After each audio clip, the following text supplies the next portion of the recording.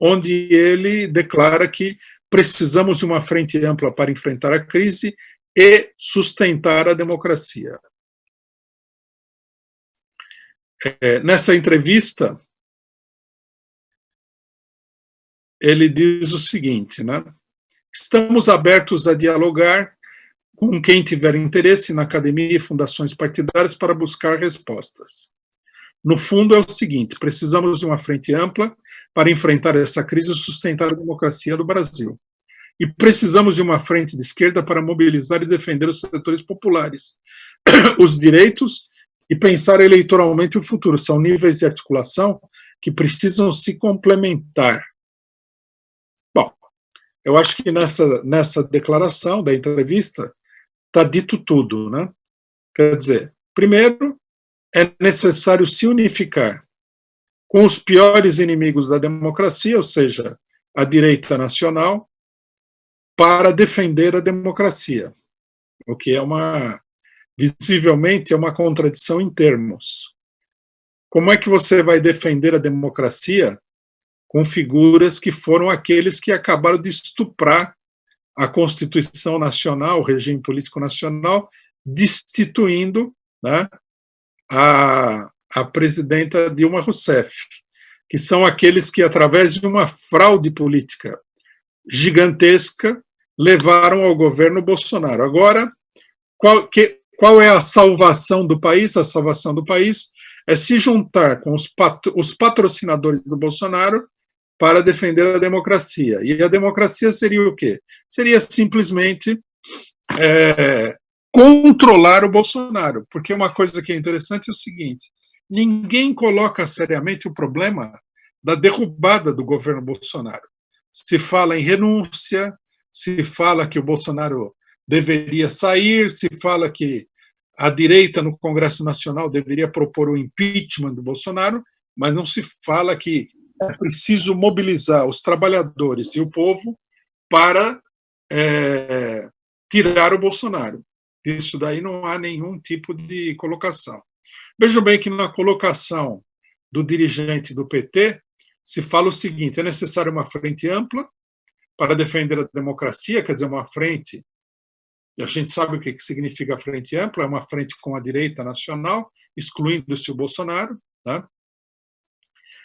Ou seja, é uma frente com praticamente toda a direita nacional, inclusive, vamos ter claro que essa frente abarcaria os militares, e essa frente deveria ser complementada por uma frente de esquerda para as eleições, quer dizer, nas eleições vamos disputar aí os cargos. Para resolver a crise, aí não tem nenhum tipo de separação política. Vamos resolver a crise com o Dória, com os militares, com o Witzel, com o Zema, com o Caiado, com todos esses governadores de direita e de extrema direita. Essa é a posição política vigente. Logicamente que isso daí não permite nenhum tipo de enfrentamento com nada, não permite nenhum tipo de defesa da democracia, não permite nada de nada, de nada, de nada, né? Não permite mobilizar o povo, o que só pode ser feito, né?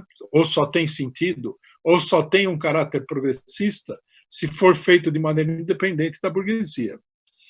Isso daí é uma política que leva a uma completa subordinação aos partidos burgueses. O que é, diante dessa situação, o que é necessário fazer?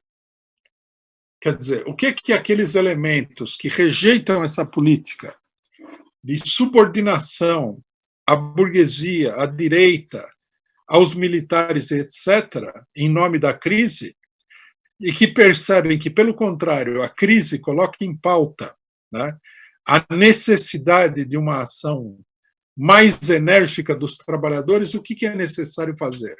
É necessário lutar em todos os lugares, é necessário abrir uma discussão profunda para defender a completa independência política de todas as organizações populares, de todas as organizações dos trabalhadores, diante da burguesia de conjunto, e particularmente, lógico, diante da direita, o que é uma política aberrante, essa política de subordinação à direita, né? A necessidade dessa independência é claro. O governo, né, as instituições, de um modo geral, estão aprovando aí um conjunto de propostas, todas elas são propostas de ataque aos trabalhadores. Aquelas propostas que têm a aparência de ser uma proposta a favor dos trabalhadores, na verdade é apenas uma precaução que a burguesia está tomando para evitar o aprofundamento da crise política, ou seja, da mobilização popular contra ela mesma. Essa renda básica emergencial nada mais é, né, vamos deixar absolutamente claro, nada mais é do que uma tentativa de colocar panos quentes na crescente situação de explosividade que o país vive, né? Essa política ela está sendo adotada por todos os governos neoliberais do mundo inteiro, não tem nada de política de esquerda, de nada, né? Esses governos, por todos não, mas pela maioria dos governos neoliberais, esses governos sabem, né, que a crise econômica vai gerar uma situação de extrema explosividade social. E, portanto, estão fazendo isso. Por outro lado, né, o governo está procurando aprovar uma proposta com relação às demissões, que é uma proposta visivelmente de favorecimento dos empresários e de espoliação dos trabalhadores, né? Até o momento não está completamente definida essa proposta, mas a proposta basicamente ela tem dois pilares, que é diminuir o salário dos trabalhadores, e dois, é dar dinheiro aos capitalistas para que eles possam enfrentar a crise, né? Muita gente pode não perceber isso, mas quando o governo fala que vai complementar o salário, ele está dando dinheiro para os capitalistas, quer dizer, ele está pagando o salário dos trabalhadores em lugar dos próprios capitalistas. Ele não está dando dinheiro para os trabalhadores, ele está dando dinheiro para os patrões.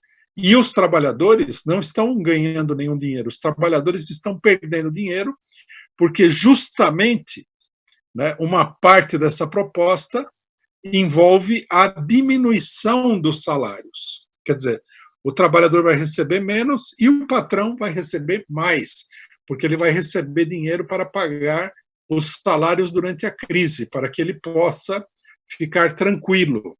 Quer dizer, a crise para a burguesia é uma grande torrente de distribuição de dinheiro para os capitalistas, né? E uma situação de penúria extrema para os trabalhadores.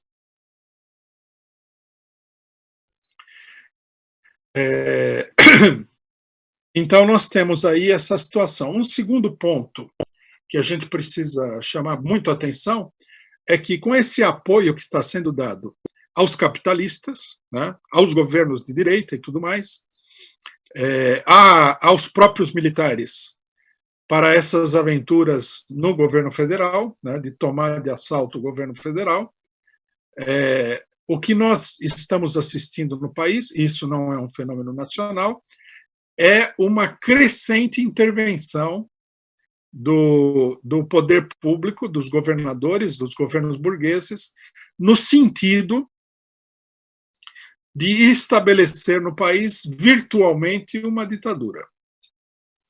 Quer dizer, os governos, eles estão proibindo as pessoas de circular, proibiram as manifestações, eles estão impondo todo tipo de normas a pretexto de enfrentar a pandemia, que são um ataque aos direitos democráticos fundamentais da população.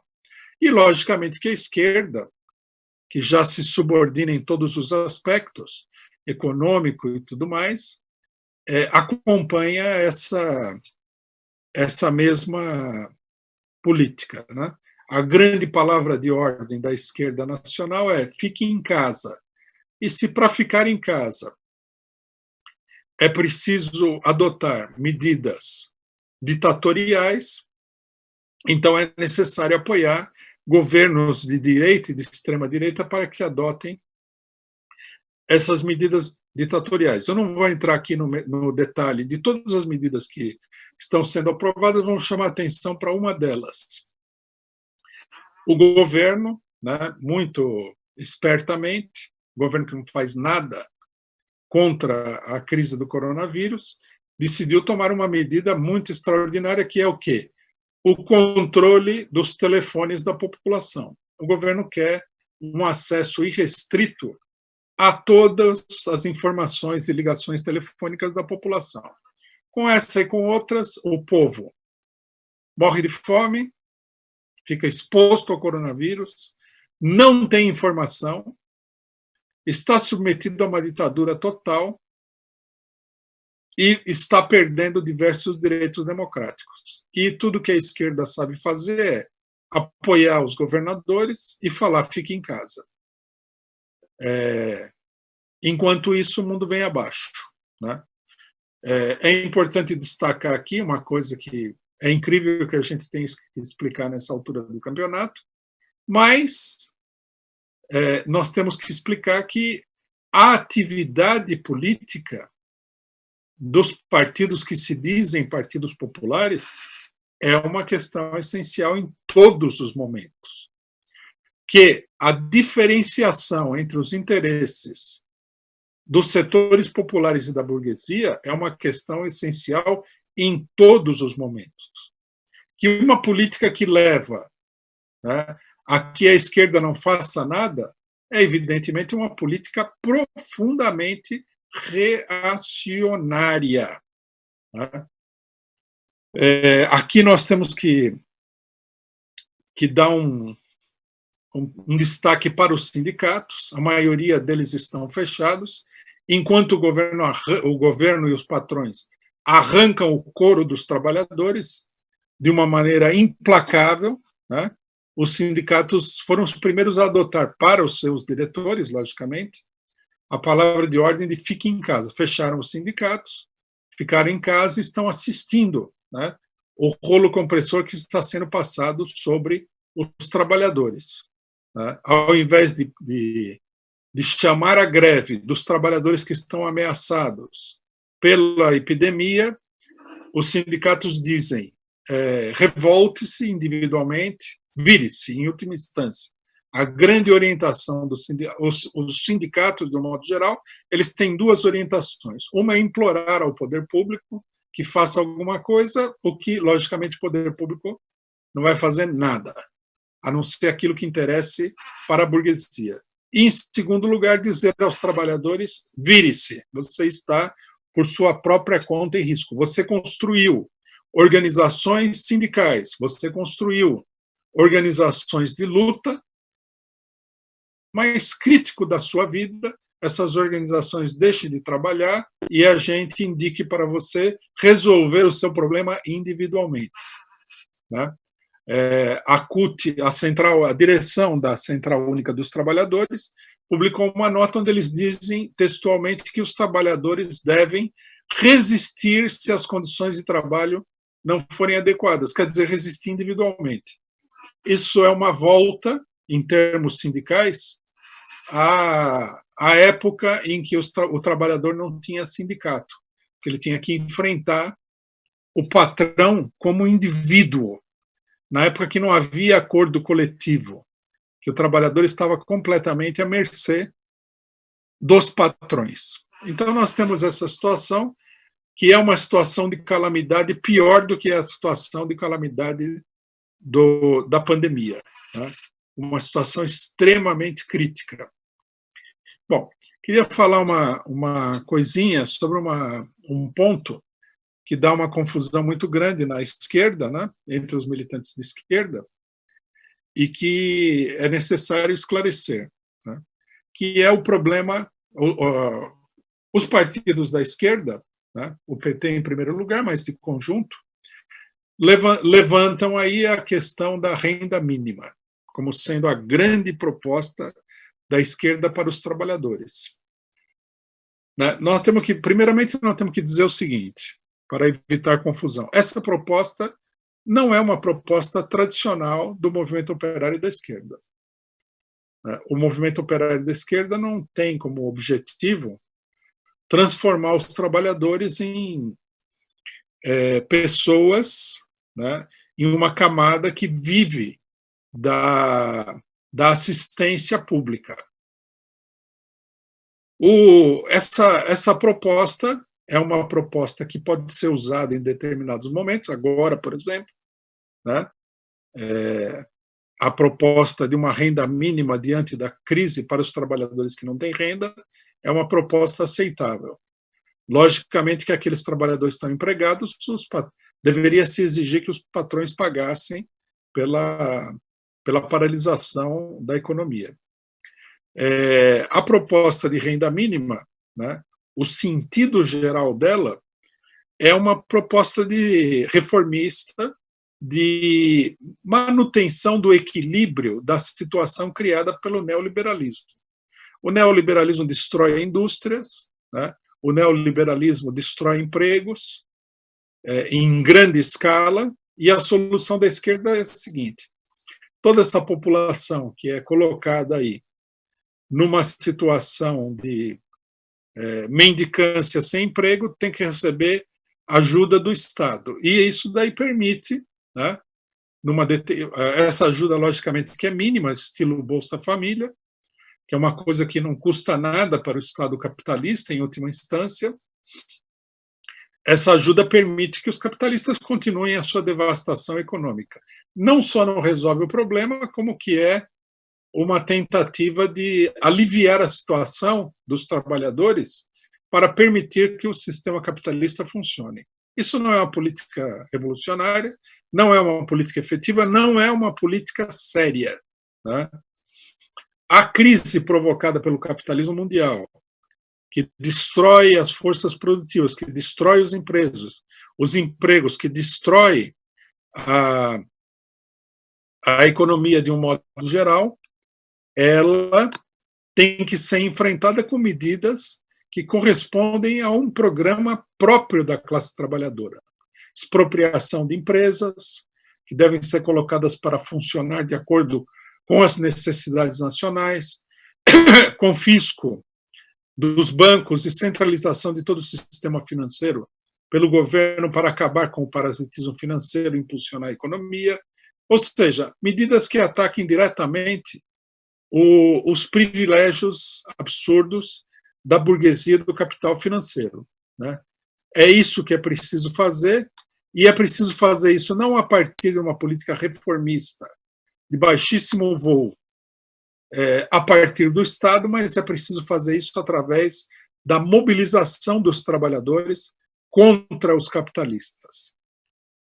Todas essas questões são fundamentais para reorientar o movimento operário, né, para reorientar o movimento dos trabalhadores e a esquerda.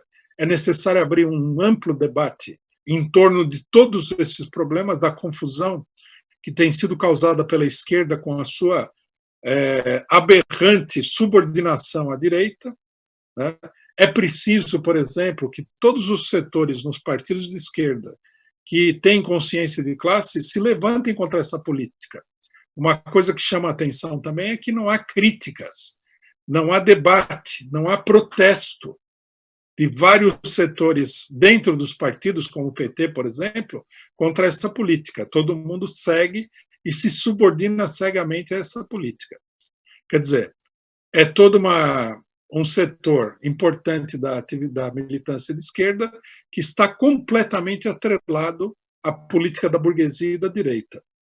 Então é necessário abrir esse debate, é necessário mobilizar todos os setores sindicais e da esquerda, do ativismo de esquerda, para uma verdadeira mobilização política no sentido de assegurar a independência dos trabalhadores diante da burguesia, a luta pelas suas reivindicações específicas, uma ação política própria, né? Nós já propusemos aqui que as organizações de esquerda e a CUT chamassem uma conferência nacional, um congresso nacional, para discutir um programa próprio do povo. Logicamente que não há nenhuma iniciativa nesse sentido, porque essas organizações estão todas seguindo a reboque da burguesia nesse momento. É com você, Henrique. De volta aqui, para a gente abrir agora para as perguntas. Antes eu queria reforçar algumas informações, né? Primeiro, lembrar que o próximo programa com o companheiro Rui Costa Pimenta aqui na Causa Operária TV é o programa Marxismo, né? Que acontece todas as segundas-feiras às 13 horas ao vivo. E aí nós temos também na terça-feira às 16 horas ao vivo a análise na TV 247, que tem transmissão simultânea aqui na Causa Operária TV, e todas as sextas-feiras às 14 horas ao vivo a análise internacional. Bom, vamos começar aqui com as primeiras perguntas dos companheiros do chat e depois a gente vai continuando também. Bom, já começar a agradecer o companheiro Juraci Baena Garcia, que mandou aqui um superchat para a gente, e ele manda a seguinte pergunta, Rui. Quem antecede a atual crise mundial, a economia ou o Covid-19? E qual a base real desta antecedência? A economia capitalista quando começa a epidemia, a economia capitalista está no meio de uma crise extraordinariamente grande. O que a economia fez foi dar aquele empurrão para que a coisa degringolasse de vez, né? Mas não é que a economia estava a 1000 por hora e veio a epidemia e arrebentou